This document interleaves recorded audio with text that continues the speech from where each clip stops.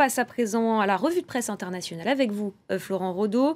Nous en parlions évidemment tout à l'heure, l'attentat commis à Ouagadougou, la capitale burkinabé, qui fait la une de plusieurs titres à l'étranger. Et c'est le cas de Jeune Afrique, Claire, qui s'est intéressée au café pris pour cible par les assaillants. Il s'agit de l'Aziz Istanbul, un lieu très prisé par les expatriés, un lieu qui rappelle, selon le journal, le Cappuccino Café, victime d'une attaque similaire à Ouagadougou. C'était en janvier 2016, l'hebdomadaire panafricain qui donne aussi la parole à Cynthia Ohayon, une analyste de l'International Crisis Group. Selon elle, les frontières du Burkina sont encore poreuses, en particulier au nord. Avant d'ajouter, l'appareil sécuritaire a été ébranlé par la chute de l'ancien président Blaise Compaoré. Ouaga revient également sur cet attentat meurtrier. 2 attaques en 19 mois malgré les mesures prises en la matière.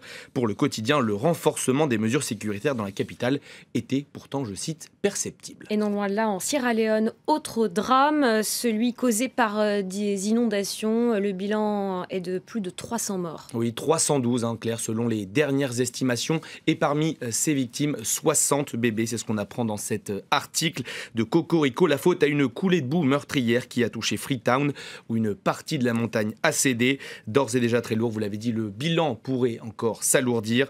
La Sierra Leone, donc le Burkina Faso, on en parlait, mais aussi la Guinée, où une dizaine de personnes sont mortes dans un accident de circulation. Pour le Djeli, titre guinéen, c'est Apocalypse Day pour l'Afrique de l'Ouest, qui devrait, je cite, graver la date du 14 août dans le marbre. Au vu de ces événements tragiques, aucun de ces drames n'est fortuit, peut-on lire dans ces colonnes. Voilà pour l'actualité africaine. Direction à présent l'Inde, qui célèbre aujourd'hui le 70e anniversaire de son indépendance. 70 ans et toujours jeune pour le Times of India. Le pays a fait des progrès indéniables. Dans son édito, il dresse aussi la liste des grands chantiers à venir. La pauvreté, l'illettrisme ou encore la corruption. Le train des réformes est lent, peut-on lire. Pour The Hindu, autre quotidien du pays, l'horreur de la partition avec le Pakistan il y a 70 ans remplace petit à petit l'idée de la liberté. Ce serait donc la rancœur qui prédomine en Inde. L'oubli est une vertu cruciale qui, lorsqu'elle va de pair avec la justice et le pardon, est la seule chose qui peut unir des sociétés divisées par la violence. Fin de citation. Pour le Dawn, l'Inde et son voisin pakistanais ont tout simplement réussi à se déshumaniser l'un l'autre. La preuve, selon le journal, le premier musée lié à la partition n'a ouvert ses portes que ce mois-ci. Un événement important car le pays est en train de perdre la génération de cette partition. J'en termine sur ce sujet avec cet article du Guardian. Le quotidien britannique s'est penché sur le sort des descendants des Pakistanais de l'Est qui ont trouvé refuge en 1945. Ils sont traités comme des parias, officiellement considérés comme des réfugiés. Ils ne peuvent être ni fonctionnaires ni instituteurs, Claire. Allez, on reste en Asie, plus précisément à Séoul, où vous nous parlez d'une question très sensible là-bas, celle des femmes de réconfort. Et derrière ce nom trompeur, ce sont en réalité plus de 200 000 femmes, des coréennes pour la plupart, enlevées ou embauchées pour un travail qu'elles pensaient être bien différent. Toutes ont en fait servi d'esclaves sexuels pendant la Seconde Guerre mondiale, esclaves sexuels pour les militaires japonais.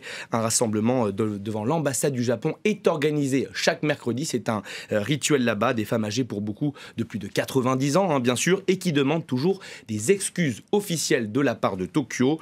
Preuve de la place de cette question au sein de la société coréenne, des activistes ont commencé à ériger des statues à leur effigie, et ce, notamment à Séoul, vous le voyez. Selon le Korea Times, cette initiative est, je cite, de nature à relancer les tensions diplomatiques entre la Corée du Sud et le Japon. Des statues que l'on retrouve également dans certains bus de la ville, certains bus de la capitale coréenne. L'un d'eux passe justement devant l'ambassade japonaise. Le maire de Séoul a pris l'initiative et a montré l'exemple devant les journalistes. Sur ce dessin que vous allez voir, on y voit le premier ministre japonais Shinzo Abe tenter de ranimer un soldat mort. À bord du bus qui passe à ses côtés, une statue donc d'une femme de réconfort, une manière de dire que si la Corée veut affronter son passé, le Japon lui tente de s'y accrocher.